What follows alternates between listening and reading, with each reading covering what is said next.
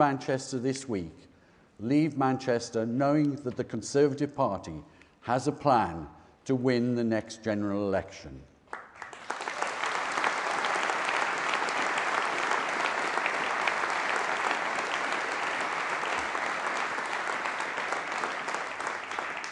You've all seen our Conservative conference slogan, long-term decisions for a brighter future. And this week, our Prime Minister and our government will set out our approach to the big issues facing Britain. We will demonstrate our plan and how it differentiates us and our party from the brother knights, Sir Keir and Sir Ed, who joust with each other for supremacy, but who really loathe each other and are just comrades in arms to try and defeat our noble cause. This week, it is our Prime Minister, Rishi Sunak, who will show a way forward for Britain and who will unveil carefully laid out plans to set our country on the course for a brighter future. Conference, it's our generation who've lived through the darkest days since World War II, through the global pandemic. Once again, we see war in Europe and we're facing down a tyrant. And we know that it is Rishi Sunak who has the ability, the proven track record of defending people in this country through the pandemic. And he has the determination and the commitment to put our country in a better place. I ask you now to imagine your worst nightmare, a Labour government led by serial flip-flopper Sir Keir Starmer, who would say anything to sneak past the electorate. But we know in office this is the man who wanted to make Corbyn Prime Minister, who wanted us to remain in Europe, and who wants us to accept European laws with a little added dose of old-fashioned Blair and Brownism. With votes for citizens for European Union, votes for European Union citizens, votes at 16, and proportional representation all thrown in. This would do untold damage to our country. Here's the thing. However far down in the polls the commentariat places, I predict that this week is a turning point, and it is our opportunity to show Britain that we have a plan, that we are the party to take the long-term decisions, and it is our Conservative Party, under the leadership of our Prime Minister, Rishi Sunak, that is best placed to deliver. This afternoon, we welcome Jeremy Hunt, Kemi Badenoch, Mel Stride, Thérèse Coffey, and Gillian Keegan, all part of our experienced cabinet team. And they're going to tell you how Conservatives are going to deliver from Britain. Conference, enjoy your time in this great city of Manchester. Enjoy this afternoon. And after a short video, we'll be hearing from the Chancellor of the Exchequer, Jeremy Hunt. The path to lowering inflation is never easy because it doesn't happen in a straight line. But if you look at the overall picture since it peaked last autumn, it is now down 40%. And that says the plan is working. The fact that inflation has come down is so symbolically important when almost everybody thought it would go up.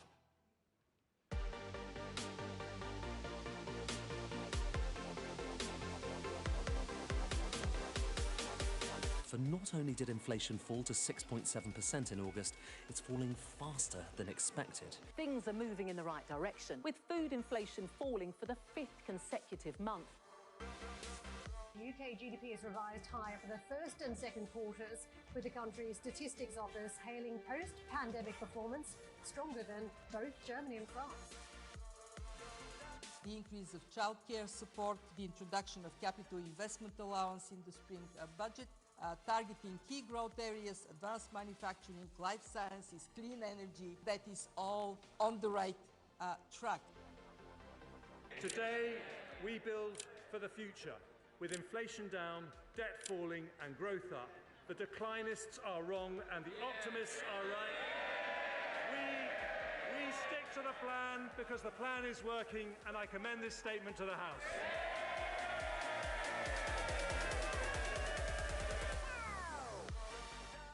Welcome to the stage, the Chancellor of the Exchequer, Jeremy Hunt.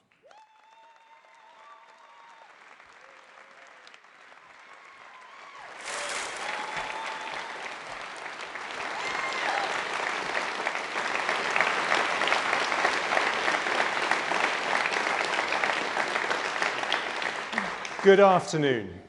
The last time I spoke at conference was as Foreign Secretary 5 years ago. After that, I thought my time in government was over. So it's great to see the PM getting the over 50s back into meaningful work.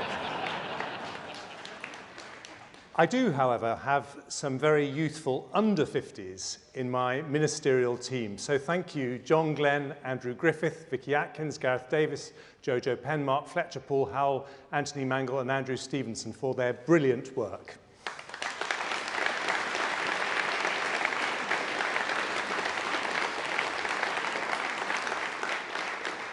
And it's great to be in Manchester. Since 2010, this great region has seen unemployment halve, nearly 200,000 more jobs, and 6 new tech unicorns. Labour mayors talk up the problems, but it's Conservatives who chalk up the jobs.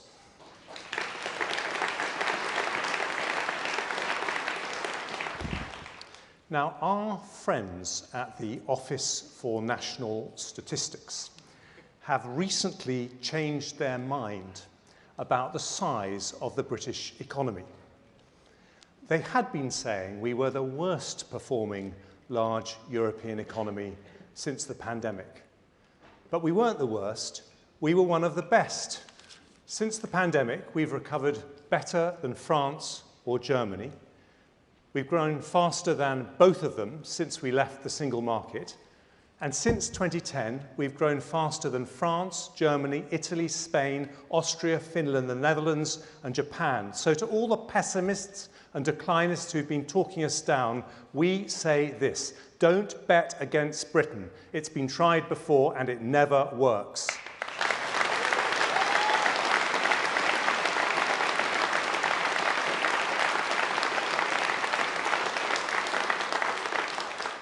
Conference, it's nice to set the record straight, but Rishi Sunak and I care more about the future than the past. And our plan's very simple. We're going to make Britain a global leader in the industries of the future, the world's next Silicon Valley. And it's already happening. Last year, we became only the 3rd trillion-dollar tech economy in the world. Our tech sector is now double the size of Germany's and 3 times France. British discovered vaccines and treatments saved 7 million lives across the world in the pandemic, more than from any other country.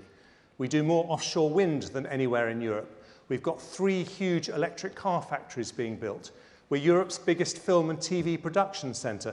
And next time I want to see Barbie wearing a Union Jack, because that too was filmed in Britain.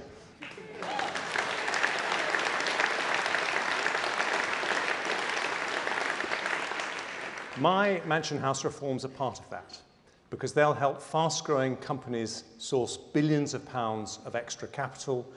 We don't just want them to start here, we want them to stay here, because as we become a science superpower, there's nowhere better to be. All this happens not from quick fixes, but from long-term decisions, which is what you get with Rishi Sunak. We Conservatives know if you get the economy right, everything else comes right too. So right now, we're focused on bringing down inflation. Nothing hurts families more when it comes to the weekly shop, heating bills, or pump prices, which is why the Prime Minister's pledged to halve it. And we're getting there. It was 11%, it's now down by 40%. The plan is working. And now we must see it through, just as Margaret Thatcher did many years ago. Conference, when we halve inflation, that's not a 1% income tax cut.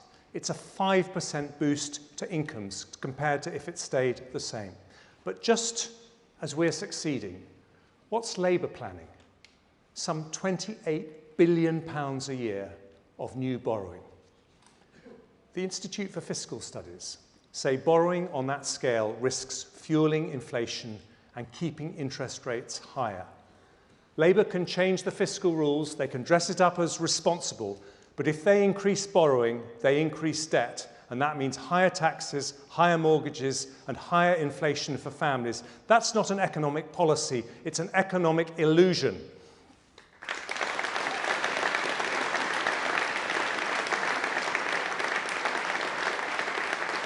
And it underlines the elemental choice in British politics, the choice behind all other choices. Sound money under the Conservatives or run out of money under Labour. Never again, conference, never again.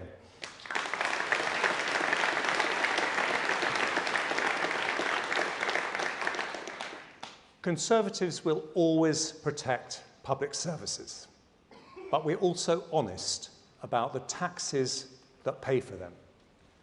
After a once-in-a-century pandemic and the biggest energy crisis in a generation, the level of tax is too high. We were right to protect jobs and families, and thanks to Rishi's furlough scheme, we recovered faster from the pandemic than others. But with an ageing population and a war in Europe, public spending is still growing faster than the economy. Now, some say that's inevitable. The Institute for Fiscal Studies said last week it's likely to be what they said was a decisive and permanent shift to a higher tax economy. Conference, they're wrong. We need a more productive state, not a bigger state.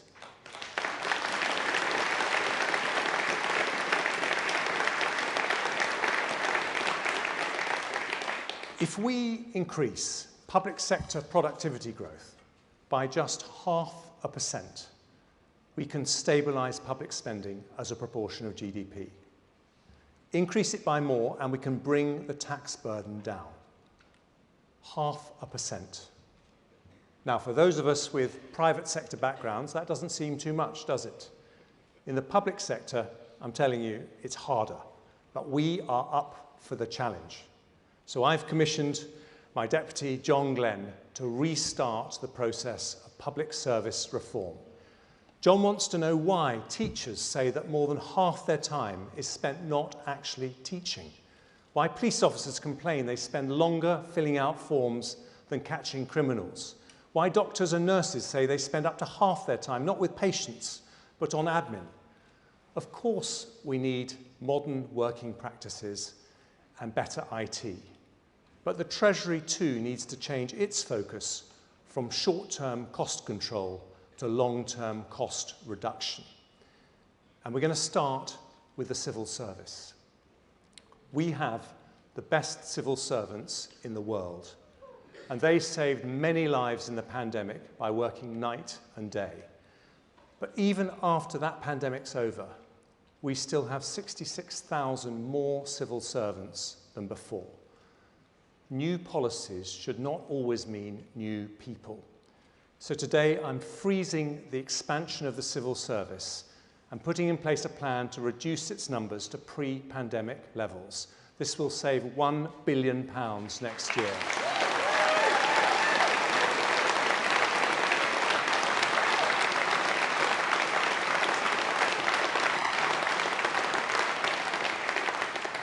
And I won't lift that freeze until we have a proper plan, not just for the civil service, but for all public sector productivity improvements. That means, amongst other things, changing our approach to equality and diversity initiatives. Smashing glass ceilings is everyone's job, not a box to be ticked by hiring a diversity manager. But I'm going to surprise you with one equality and diversity initiative of my own, and trust me, you'll like this one. Nobody should have their bank account closed because somebody else decides they're not politically correct.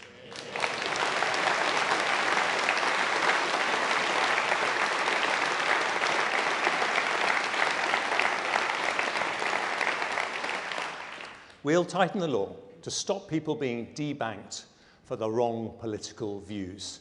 The Lib Dems are wrong to want to overturn a democratic Brexit vote, but they still need a cash point to withdraw their euros. The SNP are wrong to ignore a democratic vote for the union, but they still need a bank account to pay for their motorhomes.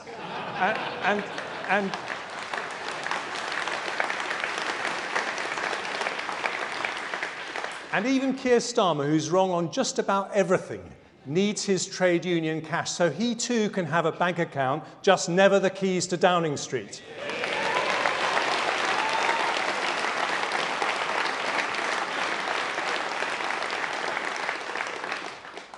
There's somewhere else where we need to rethink the way the state works, our welfare system.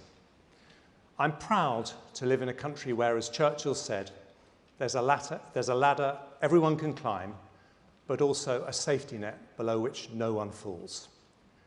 That safety net is paid from tax. And that social contract depends on fairness to those in work alongside compassion to those who aren't. And that means work must pay. We're making sure it does. From last year, for the first time ever, you can earn £1,000 a month without paying a penny of tax or national insurance. But despite that, even when companies are struggling to find workers, around 100,000 people are leaving the labour market every year for a life on benefits.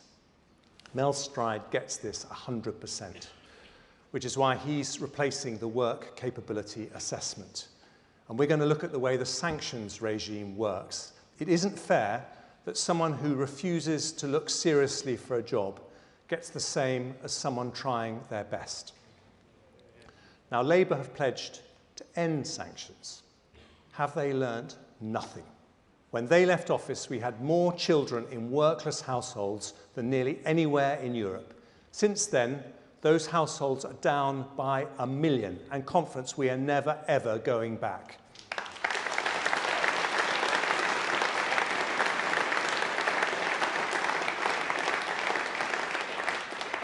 So to make sure work continues to pay, today I take a step forwards towards completing another great Conservative reform, the National Living Wage.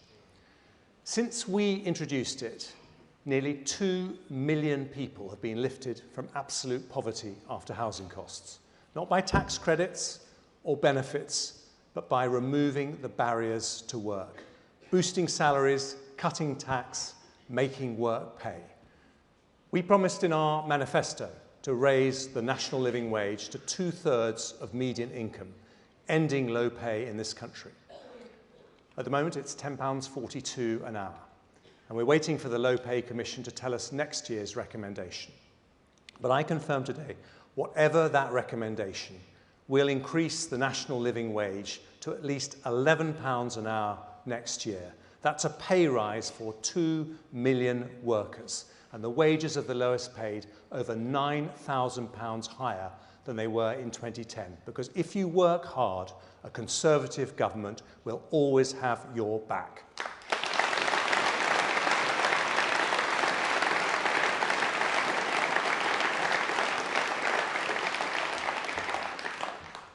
It's easy to support higher growth, better public services, and lower taxes. Harder to make it happen. In Britain today, there's only one party prepared to make those difficult decisions. Our party and our Prime Minister, whose diligence and tenacity have given us the Windsor Framework, the Atlantic Declaration, the Trans-Pacific Trade Deal, and the NHS Workforce Plan, whose own life story shows just what's possible with education, aspiration, and hard work. His story and our story. More growth, more jobs, more doctors, more nurses, better schools, less poverty, less crime. Conference, it's time to roll up our sleeves, take on the declinists, and watch the British economy prove the doubters wrong. Thank you.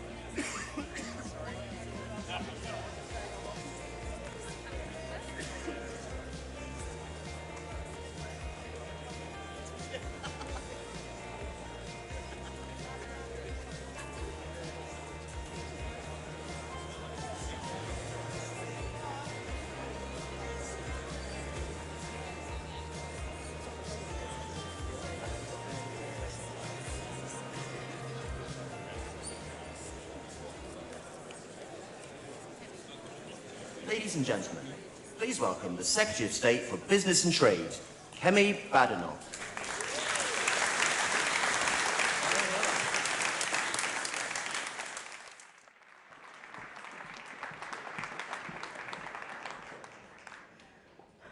The last time I gave a speech at conference was 6 years ago, and it was absolutely terrifying. Not because I was a new MP, but because standing on this stage means something. It means standing on the shoulders of some of the greatest conservatives this country has ever produced. On the conference stage in 1988, a cabinet minister said, "You can build far greater and far more lasting prosperity by letting people cooperate in the freedom of the marketplace than by making them submit to the coercion of government regulations and state bureaucracy." That minister was the late Nigel Lawson.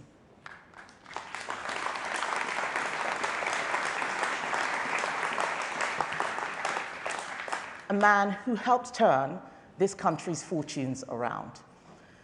We here today are custodians of that tradition. At every significant moment of British history, Conservatives have applied our values for the good of the country.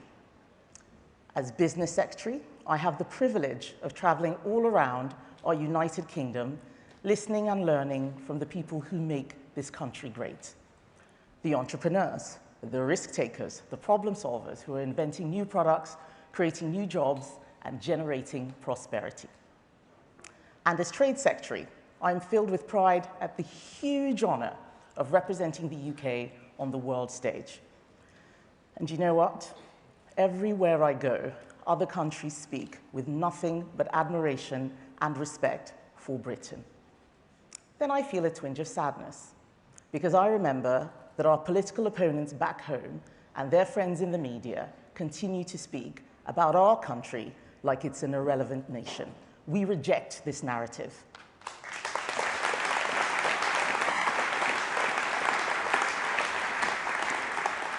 But that is why Conservatives must always be vigilant.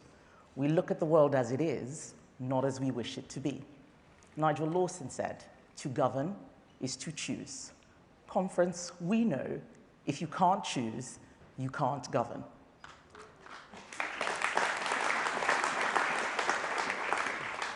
We are honest about costs and trade-offs. We are prepared to make difficult decisions. Our opponents are not honest, and they are not prepared. Liberal Democrats want more immigration, but no housing. Labour's big idea, after 13 years opposition, is to slap 20% on school fees, a policy not seen since Jeremy Corbyn's manifesto. And as for the SNP, well, let's wait until the outcome of their police investigation.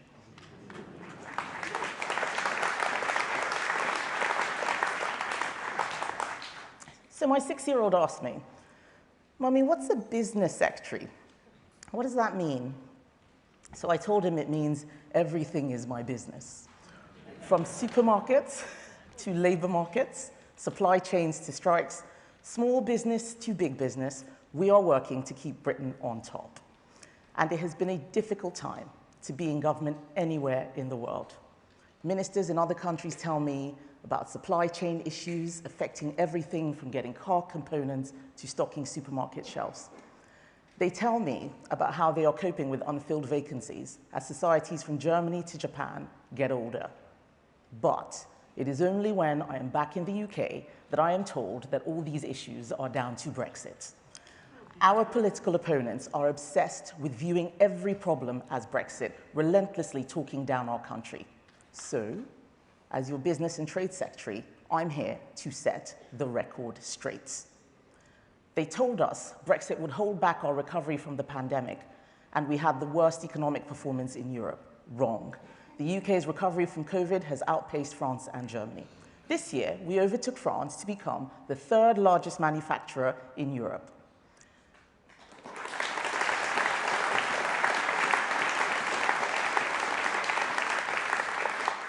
They tell you our exports have dropped to an all-time low. Wrong. This year, we rose from the world's 6th to 5th largest exporter of goods and services. They told you that Brexit would be the end of the city. Wrong. London remains the top financial investment destination in Europe. Far from losing jobs in the city, they are at a record high, 8% more today than in 2019.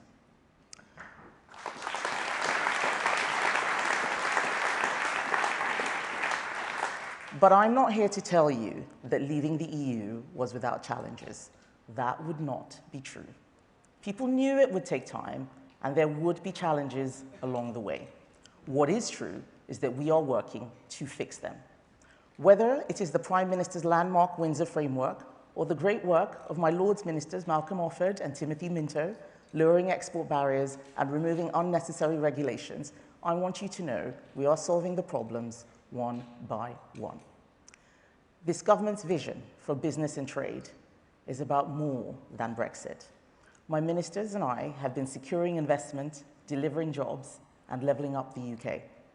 An hour from here is Ellesmere Port, where car manufacturer Stellantis have invested £100 million in the new production plant, the first of its kind for them in the world. Ellesmere Port may have a Labour MP, but it's a Conservative government that is delivering for them.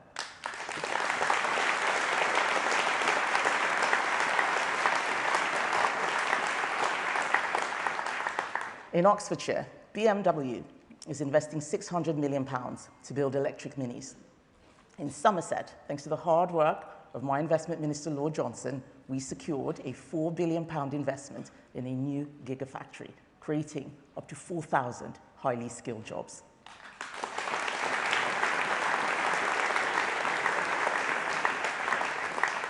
Minister Nusgani helped deliver a fantastic deal with Airbus, Rolls-Royce and Air India, worth more than £100 million of investments to Wales.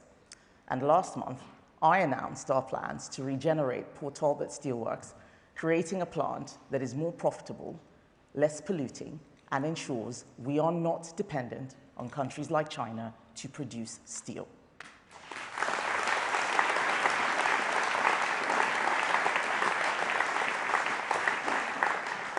It will level up a part of South Wales that many had written off, saving 5,000 jobs.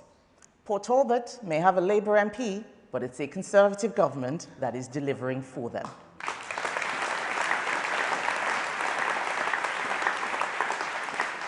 But we are not just securing increased investment today, we're delivering long-term economic security for tomorrow through trade. My proudest achievement, with the help of Minister Nigel Huddleston, has been securing the membership of the Trans-Pacific Partnership, CPTPP. We are joining a club of fast-growing countries committed to free trade, a club with no membership fees, no political union, and no free movement of people.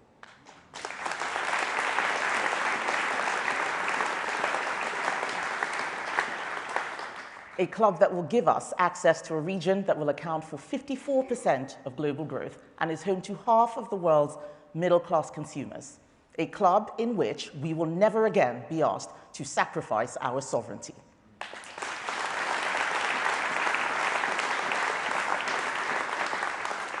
Conference, I'm not listing these achievements to make us feel good. Actually, we must acknowledge what we might lose if we assume the arguments are won forever. The people who tell you that Brexit is the cause of every problem do so because they think the answer to everything is the EU. Listen to what Keir Starmer says. His answer to the global challenges we face is to tax more, regulate more, and then ask the EU what to do next. This is not someone who believes in the UK's ability to think for itself.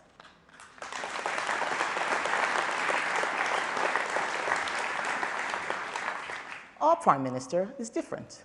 He set out his 5 priorities in black and white. He refused to cave to the public sector union barons or dance to the tune of the metropolitan bubble on energy policy. What he did 2 weeks ago was brave, shattering a lazy consensus about the costs of net zero.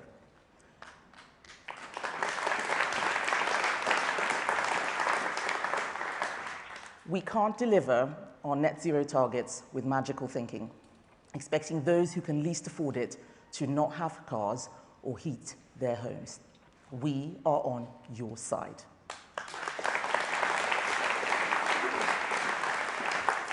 the side of hardworking people and entrepreneurs who take risks with their money and livelihoods to provide jobs and services for others.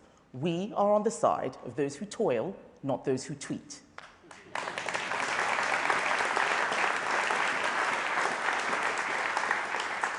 We are on the side of those whose voices have been ignored for too long. Sometimes it feels like the system is against you. Sometimes the system gets it wrong. That happened with the Post Office Horizon scandal. Scores of postmasters across Britain were wrongly convicted due to faulty software. Hard-working men and women endured unimaginable hardship, financial ruin, jail time. I was determined to right this wrong. No amount of money can fully compensate for liberty unjustly taken away. But with the help of my business minister, Kevin Hollenrake, last month we announced that every wrongfully convicted postmaster will receive £600,000 in compensation.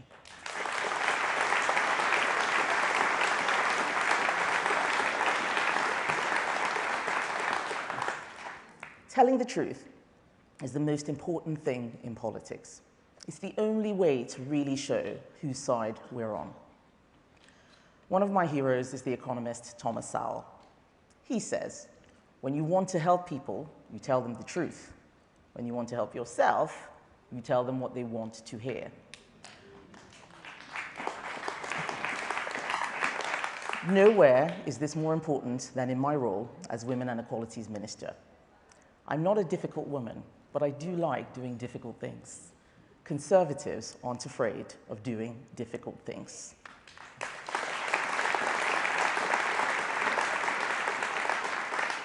Last year, I published a report that told the truth about race in the UK. Labour didn't like it. They want young people to believe a narrative of hopelessness, a narrative that says there is no point in trying because British society is against you and you're better off asking for reparations. A narrative that tells children like mine that the odds are stacked against them. I tell my children that this is the best country in the world to be black because it is a country that sees people, not labels.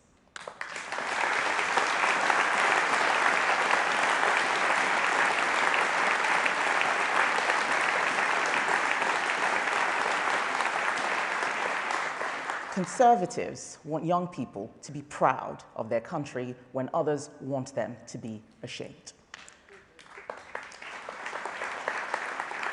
It wasn't a tough decision for us to reject the divisive agenda of critical race theory. We believe, as Martin Luther King once said, people should be judged by the content of their character, not the color of their skin.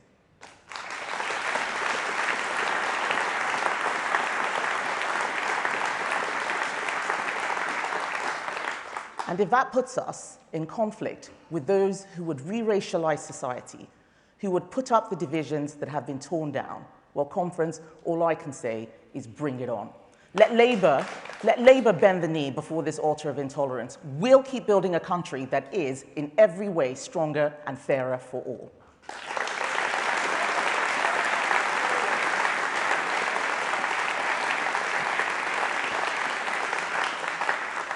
The left accuse us of fighting a culture war, but we will not apologize for fighting for common sense. I will not apologize for fighting for a society that knows what a woman is.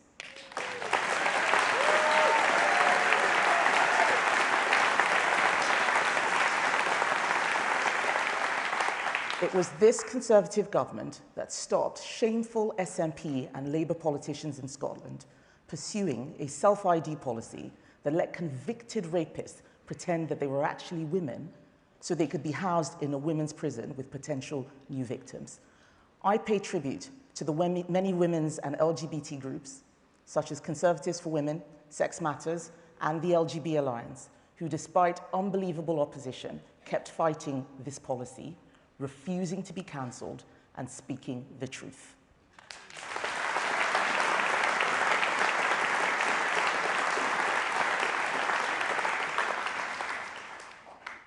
There is no other party that will defend common sense. Next week, Labour will tell the country that it is ready for government. But ladies and gentlemen, let me ask you this. If Labour MPs won't tell us what a woman is, what else aren't they telling us?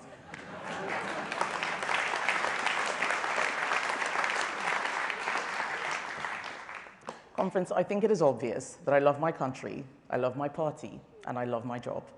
I'm proud of what my ministers and I have achieved in the last year. No, the job is not yet finished. It never is. But we have done great things, and we cannot let our good work be undone by letting Labour in. The biggest threat to Britain's future would be the calamity of a Labour government. And when we get closer to the election, the starkness of that choice will become clearer. We have in Rishi Sunak a Prime Minister who is making decisions for the long-term interest of our country, even when he gets flack for it, who protects businesses and employees when in crisis, as he did during COVID, but who says no to lazy subsidies and anti-competitive regulations. He has the intellect and work ethic to steer us through whatever comes next, to tell the country what it needs to hear, not just what it wants to hear. Brexit was the greatest ever vote of confidence in the project of the United Kingdom, and we will soon be asking the country to trust that this project is safe in our hands. We'll do this by reminding them that Conservative ideas are just as powerful, just as relevant today as they have been in the past. That government is not the answer to every problem, and neither is more spending.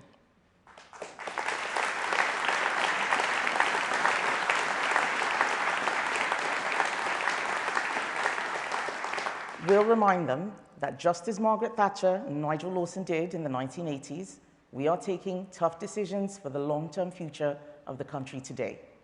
A new British success story is getting started. We must not let Labour ruin it. Thank you.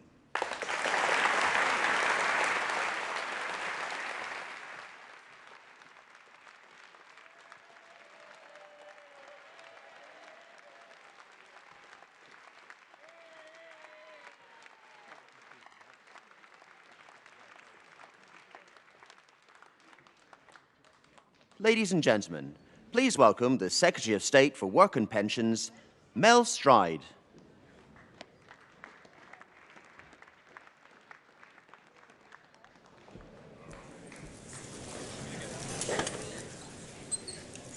Conference.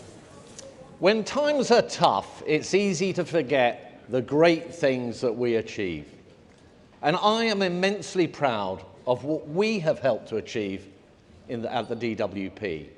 Since 2010, we now have payroll employment at a record high, 4 million more people in work, 2 million more disabled people in work, unemployment about halved, well over 1 million fewer people in poverty, 400,000 fewer children in poverty, 700,000 fewer children living in workless households, 200 fewer pensioners in poverty, and the basic state pension £3,000 higher.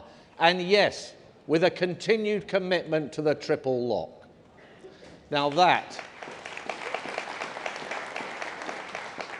is a record to be proud of. And can I right up front thank my outstanding ministers, Guy Opperman, Tom Pursglove, Mims Davies, Laura Trott, James Younger, our PPS's James Wild and Mark Logan, and our whip, Ruth Edwards.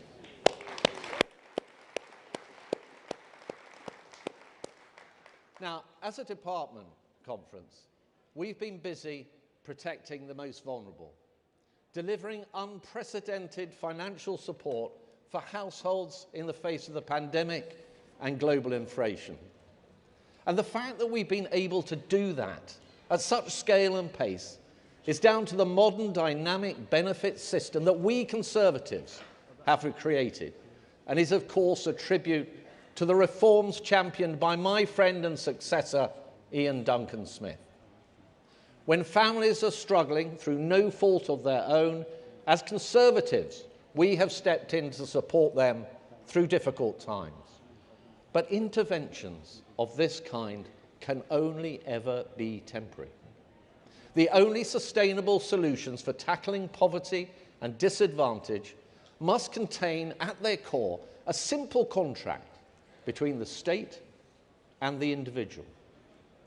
A contract that says that for those who are vulnerable, who perhaps cannot work due to ill health or disability, we are here to support you.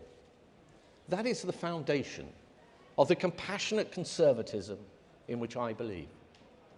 But there is another part of that contract that says very clearly that where you can work, perhaps with a little help, then benefit should never be a substitute for hard work and personal responsibility. Because society has to be about much more than just rights and entitlements. We cannot live only expecting things of others. We must also have expectations of ourselves. So I see these as the guiding principles that should run through every part of our welfare system. Fairness for those most in need, supporting the most vulnerable, but fairness for taxpayers and society more generally too. This is a moral imperative. Work contributes to society in the broadest and most powerful way. For the individual, it means greater self-worth, health, and well-being. And for society, it drives the economic growth we need to pay for the public services which we all rely upon. And that is why, as Conservatives, against the howls of protest from the Labour Party who would rather park people on benefits for decades, we brought in universal credit. We made sure that work always pays. But now, conference, we face new challenges. A tight labour market with businesses struggling to fill vacancies and rising numbers of people falling out of the labour market due to ill health and disability. We should not hide from these challenges. We should be honest about them. And under Rishi Sunak's leadership, we are getting on with the job of driving forward the next generation of conservative welfare reforms to tackle the underlying problems which have been holding our country back. And that starts with what we're doing in our job centres. Just as the world of work is rapidly changing, so the ways in which we help people into work must change too. So we're trialling a far more demanding approach with claimants at particular risk of becoming long-term unemployed. This includes far more frequent work-focused requirements with firm sanctions for those who fail to fulfill their commitments and more support for those who need it. And we've been testing new incentive schemes for our best-performing job centre teams, recognising and rewarding those heroes who go above and beyond to improve the lives of others. The sort of approach that is common practice in successful parts of the private sector. And if it is good enough for the private sector, then it should be good enough for the public sector too. But beyond our job centres are many who are even further from the labour market, the economically inactive, those who are not in work or looking for work. Now, overall, our level of inactivity is lower than the average for the G7, the EU, and the OECD. And thanks to our labour market interventions, inactivity has come down by almost 250,000 since its pandemic peak. But there is a key area where further progress needs to be made: the number of people who are inactive due to ill health or disability. This really matters, because when someone falls out of the labour market, it's bad for our economy. It's bad for businesses struggling to recruit staff. It's bad for the public finances. But perhaps most importantly of all, it's also bad for the person concerned. Having a job isn't just good for your finances. It's good for your mental and physical well-being too. And it pains me to think there are so many people being left on benefits who want to work and who could be thriving in work. It's a waste of human potential. But for too long, conference, politicians have taken the easy way out. In one form or another, they've let things drift. And we simply cannot afford to do that any longer. We have to deliver fundamental change for the long term if we are to address this challenge.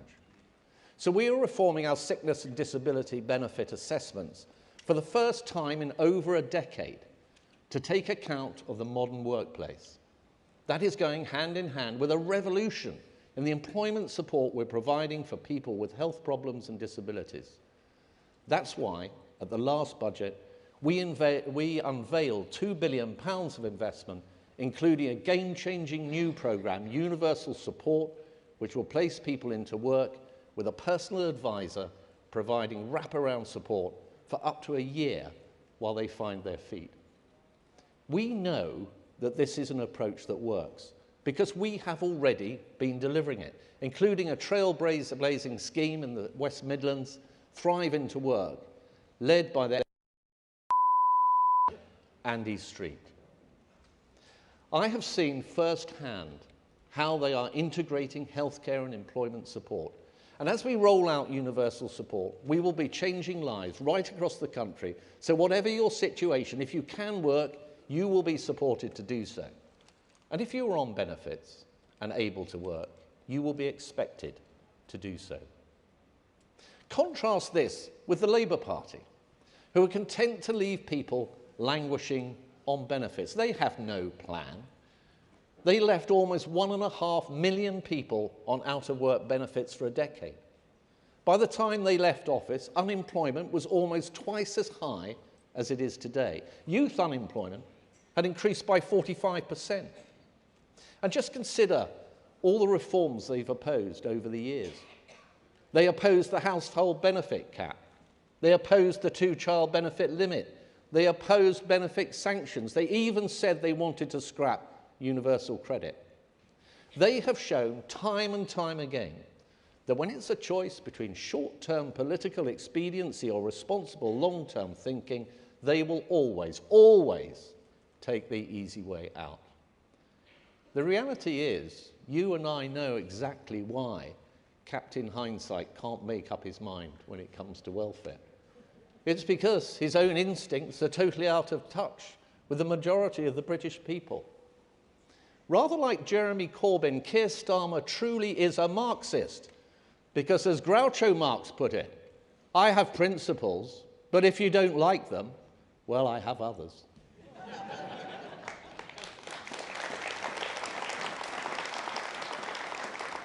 When Labour last left office, the number of children living in a household where no one worked had risen to 2 million. That's 2 million children who weren't seeing a parent go out to work in the morning with all the knock-on effects for their future. Since we came into office, that number is down by a third. We simply cannot afford to let them into government ever again.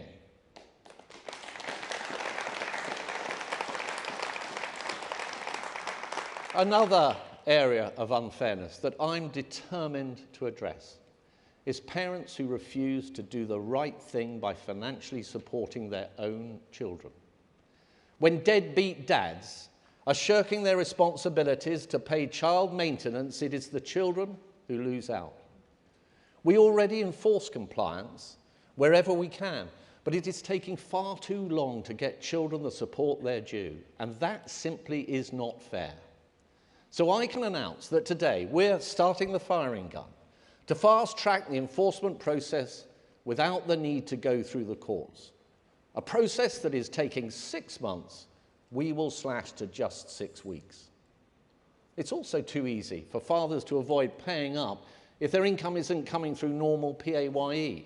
So we will change the rules so that child maintenance calculations include a much broader range of earnings, such as property income. We will make it easier for mothers who aren't receiving the money they're due to have the child maintenance service collect payment directly, and we will get rid of the application fee for using that service. And while we can already remove passports and driving licenses from parents who fail to support their children, we want to go further, removing the barriers which slow this progress down. Let me be crystal clear. If you are refusing to pay for your children, we will make you pay.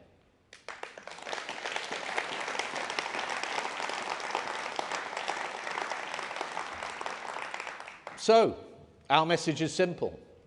We are here to help. We are here to be fair, to stand up for our pensioners, to support the vulnerable, to support the sick and the disabled. We see that as the hallmark of a civilized society. But we are also the Department for Work and we must never lose sight of that. Low unemployment, improving economic inactivity, rising employment, these achievements don't happen by accident. They result from the endeavours of millions of people right up and down our country, and from the tireless work of those at DWP, day in, day out, who make the gift of work a reality for thousands of men and women. And that conference is what we will continue to do. For every person supported back into work, there's a human being who is better off. A human being being free to be the best that they can be. A society made alive and whole. That is truly something to inspire. Conference, we are getting Britain working. Thank you.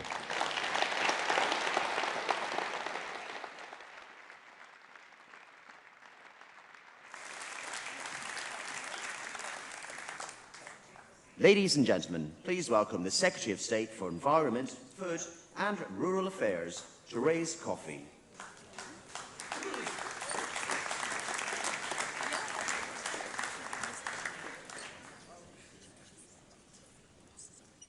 Conference, thank you. It's great to be here in Manchester as Secretary of State for Environment, Food and Rural Affairs. DEFRA covers so much on land and sea. Conference, we could do A to Z multiple times over. Agriculture, animals, bins, chemicals, right through to zoos, and pretty much everything in between.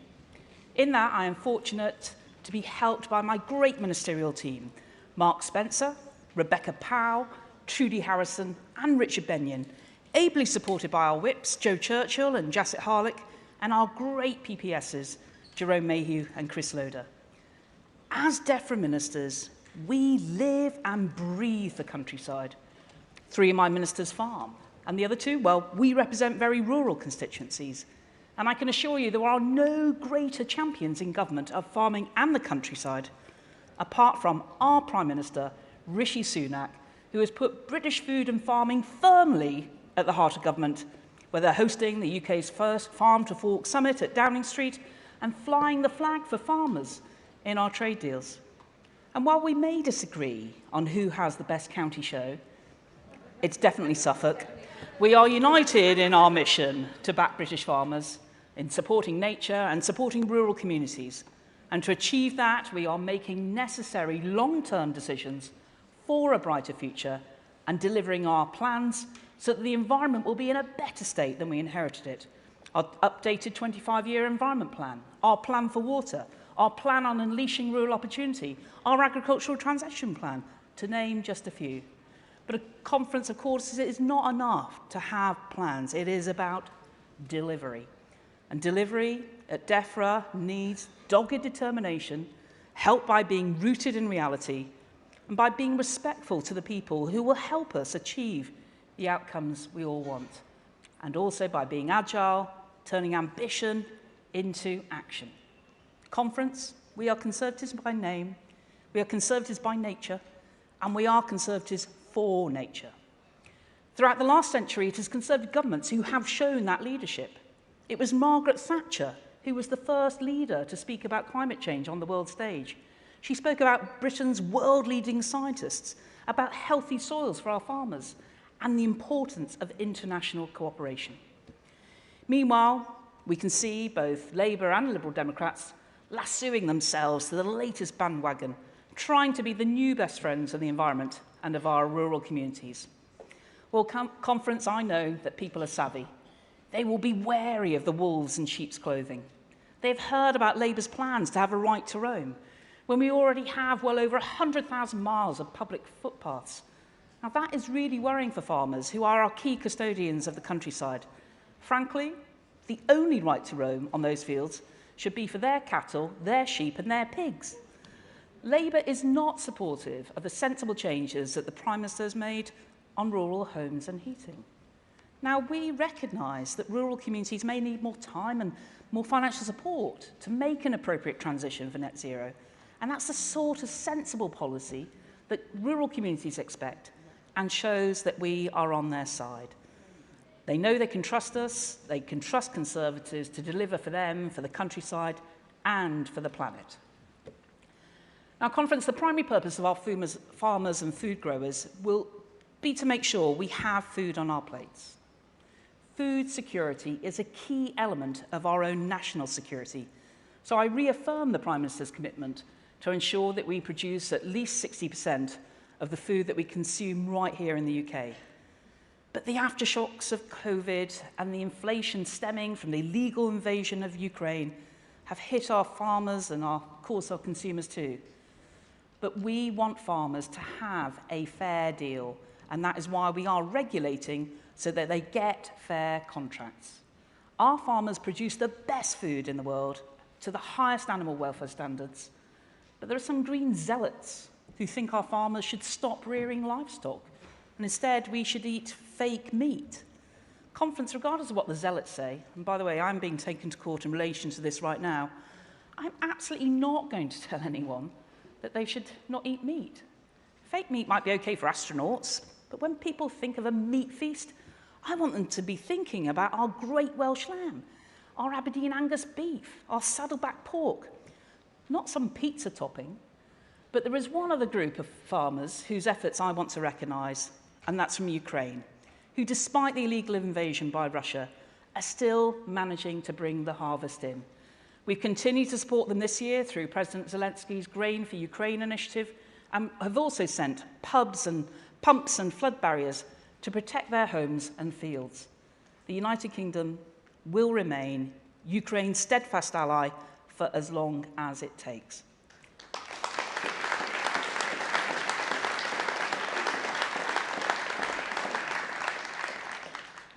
Conference, the countryside is at the heart of what makes our country such a great, special place to live. But as well as the joys of rural life, we know there are challenges, particularly when it comes to digital connectivity. You know, I share in the frustrations of a crackling call or a faltering video Teams meeting. But earlier this year, Simon Fell, MP for Barrow-in-Furness, was appointed to be our rural connectivity champion, and I know he has got to work straight away. And today, I'm delighted to announce that the Technology Secretary is reviewing the Universal Service Obligation, which I expect will help rural households and businesses, and looking to get faster broadband to some of the most remote places in the country. Now, connectivity isn't just digital. In the countryside, it is mainly cars, buses, and of course, tractors. And I was delighted when we extended the £2 bus fare. But going further today, the Transport Secretary is publishing a new rural transport strategy, setting out how we are going to support rural communities, revitalise rural roads, and also planning for the future of transport technology too. It's another example of how we understand the needs of rural areas. And when we say that we are on the side of motorists, we mean it. But of course, everywhere Labour is in power, we see they're not. Whether it's London and ULEZ, the 20 miles per hour blanket thrown across Wales while the Labour government has cancelled major roads. And here, even here in Manchester, where Andy Burnham, frankly, he's the only Labour politician to beat Keir Starmer for flip-flops. He wanted a region-wide ULEZ as well. Conference, we also need more homes in the countryside so that rural communities can continue to flourish. And that's why we've consulted to make it easier to turn disused farm buildings into homes. And we are funding a new team of rural housing enablers right across England to support new small schemes and boost the supply of new affordable housing to rent. Today, as a next step with the Levelling Up Secretary, I can announce that Homes England is publishing a rural housing statement setting out how it will play its part in delivering the government's housing and levelling up priorities in rural areas. So when it comes to the Countryside Conference, yes, we have lots more to do, but we have made so much progress and will continue to do so to have a thriving, vibrant countryside. Now, as the Secretary of State for Rural Affairs, I am the countryside champion across government, but it's clear from what work we are doing and new strategies that we are developing that the countryside matters in all corners of this government. And Conference, we're going further to help farmers and rural businesses by making the most of our Brexit freedoms. Freedom from European rules, freedom to choose what works best for Britain. And we've already legislated to allow gene editing so that we can design crops that are fit for the future. And my officials are cutting red tape and introducing smarter regulation. You know, frankly, bent or straight, it's not for government to decide the shape of bananas you want to eat. I just need to assure you that they are safe to eat. So we will be dropping absurd regulations, including the one on bendy bananas.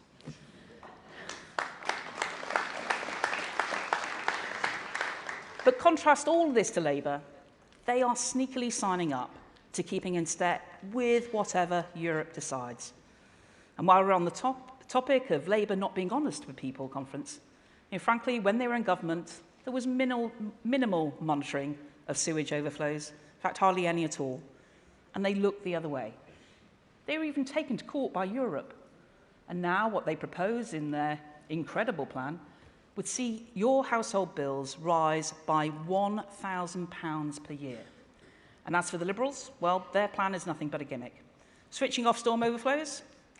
Great, that would leave sewage to back up into your homes. And with our plan for water, we have a credible plan and we're fixing Labour's mess yet again and taking long-term decisions for the security of supply, for homes, for businesses, and our farmers too. So, conference, be proud of what we Conservatives have achieved. Be proud of what we have delivered for the countryside, even in just the last year.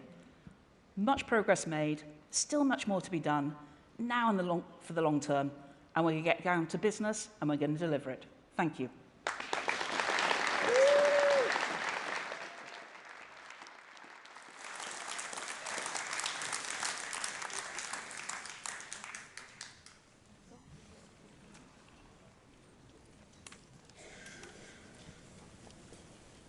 Ladies and gentlemen, please welcome the Secretary of State for Education, Gillian Keegan.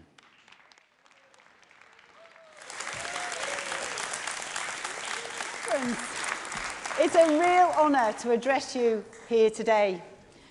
40 years ago, less than 40 miles away from here, sat in a failing comprehensive school in Knowsley, I could never have imagined myself standing here today. Growing up in Huyton, the constituency of Harold Wilson, the influence of the Labour Party was everywhere around me, including in my own family. My great-grandma, a proud, lifelong member of the Labour Party. My granddad, a miner and a member of the NUM. In my office, on my desk, sits my granddad's miner's lamp, a daily reminder of where I'm from and why I became an MP. So being a working-class girl from Liverpool, I often get asked, why on earth are you a Conservative? Well, here's why. The Conservative Party is the party that helped my grandparents buy their council houses. It's the party that stood up to the destructive force of the unions in the 70s and the 80s. This party aspired for me and my family to have a better future and was willing to take the hard decisions to get us there. That's because we are a party that believes in giving people a hand up, not a handout. And as the Prime Minister says, education is our silver bullet. Now, it's often said that talent is everywhere, but opportunity isn't. And I know that's true because I have lived it. 92% of my classmates left my Knowsley Comprehensive School with less than the 5 O-levels, many without a single qualification. Those kids that I sat next to every day for 5 years were as bright as anyone I've met ever since. It's not that they couldn't do it, they were let down. Education is a way that we make sure that that doesn't happen. And every day, my brilliant ministerial team, Nick Gibb, Robert Halfon, David Johnston, and Diana Barron, who are fantastic, are focused on making the choices that will lead to a brighter future for our children. Now, there are so many places where this Conservative government is making the difference. So let's start with childcare. In my business life, I have seen woman after woman have to choose between their career and having a family, and usually their career lost. These were women who were top of their class, got the highest grades, the very best starting jobs, and then had to watch the opportunities that used to be there disappear, watch their careers end prematurely. And the impact on our economy, it's massive. And Labour have admired this problem for years. 13 years of Labour delivered only 12.5 hours of free childcare for 3- and 4-year-olds, less than 1 hour per year of office. This government has already massively expanded the offer, but we will go further by introducing 30 hours free childcare for working parents from the end of maternity leave until their child goes to school.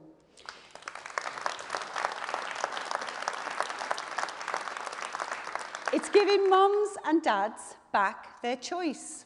And to be clear, this is the most comprehensive and generous childcare package in our country's history.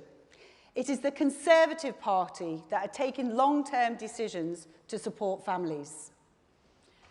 Now, we've completely transformed our school standards, making sure that all kids go to a good school. We're determined to crush the soft bigotry that says people like me shouldn't succeed. And a single teacher can change your life. For me, that teacher was Mr. Ashcroft, who stayed behind after school to teach me engineering when girls couldn't study it. Every day, every teacher, every one of them is changing a life. And to them, I say thank you from the bottom of my heart. And I'm particularly grateful to those who have worked night and day with us to ensure that children are able to learn face-to-face despite the challenges of RAC. Even though the pandemic set us back, our education standards are recovering and they are rising. Our plan is working. We've reformed the school system. We've reformed teacher training. We've reformed the curriculum. Our phonics checks are ensuring children leave school able to read properly. Our free schools are driving up choice and standards. Our academies are unleashing heads to run education in a way that works for children, not for bureaucrats. And the results speak for themselves. Our children are now the best in the West for reading. It's a phenomenal achievement, and I'm determined that it will be maths that's next. I'm so proud of our children for what they have achieved, and our reforms are working, despite the opposition. Labour and the Lib Dems called our plans dangerous and ideological. They said our literacy drive was dull. Time and time again, they choose short-term policies over long-term decision-making. And the results? Whilst we're rising in the international league tables, Labour-run Wales and SNP-run Scotland are slipping behind. They play the same old politics. We make the decisions that improve things for our children. Today, one of the biggest issues facing children and teachers is grappling with the impact of smartphones in our schools. The distraction, the disruption, the bullying. We know that teachers are struggling with their impact, and we know that they need support.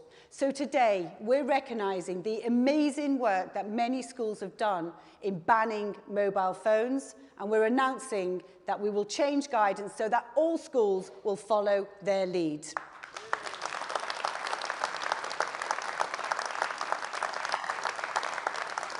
Because the focus should be on children learning in the classroom. Children need to be in school. Now, that shouldn't be controversial, but during the strikes, Labour could never bring themselves to say so. In fact, many of their MPs joined the picket lines. Perhaps that's because the unions fund their campaigns, fund their party. But it's outrageous, and I've seen firsthand what happens when Labour puts politics ahead of people. Growing up in Liverpool under Derek Hatton, it has certainly left a scar. When Kinnock said that you can't play politics with people's lives, he was talking about my family's jobs, my friends' houses, and everybody's services around me. Not that Hatton cared. I actually met him once. It was at the opening of a wine bar when I was a teenager, and there he was, Derek Hatton, larger than life, his Jag and the driver outside, handing out glasses of champagne as we walked in. Yep, you heard it right, conference. I was given my first glass of champagne by a socialist.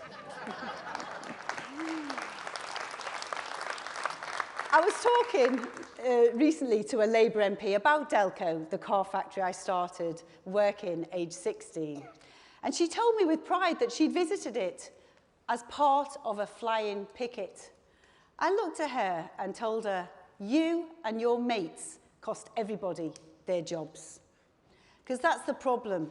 They thought you could strike your way to a better job. And I thought it's common sense that we'd have better jobs if the factory remained open. And when the factory closed, they were off to their next demo whilst ordinary people were left to pick up the pieces. Now, common sense is what guides me. It is common sense to say that parents should be able to see what their children are being taught in schools. It's common sense that girls should have separate toilets from boys.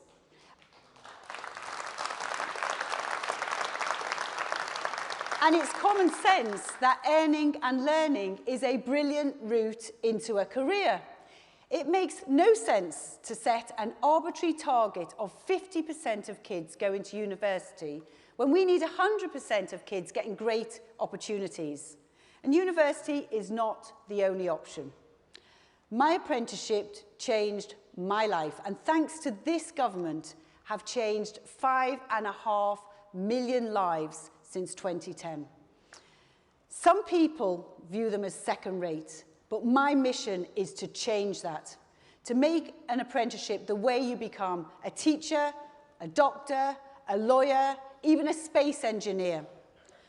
Many will still want to go to university, and that will be the right choice for them. And if they do, they should get the education that they've paid for. That's common sense, right? Apparently not. Because over recent years, we've seen constant strikes, we've seen students not getting the education they've paid for, and some not even having their degrees marked. This is outrageous behaviour.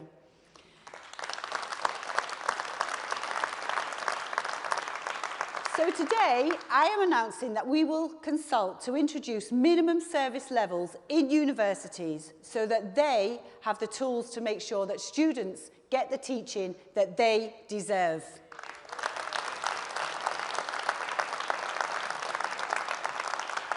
So when I go home to Liverpool and they ask, why are you a Conservative? Well, here's the answer. With the Conservatives, you get the childcare that allows you to have a family and a career. With the Conservatives, you get schools which standards are relentlessly rising rather than going backwards under Labour. With the Conservatives, you get an apprenticeship that is a route to a great career, not a dead end with an enormous student debt. With the Conservatives, you get the opportunity to go as far as you can, and we are the only party that will make the long-term decisions to give our children the bright future that they deserve. Conference, thank you very much.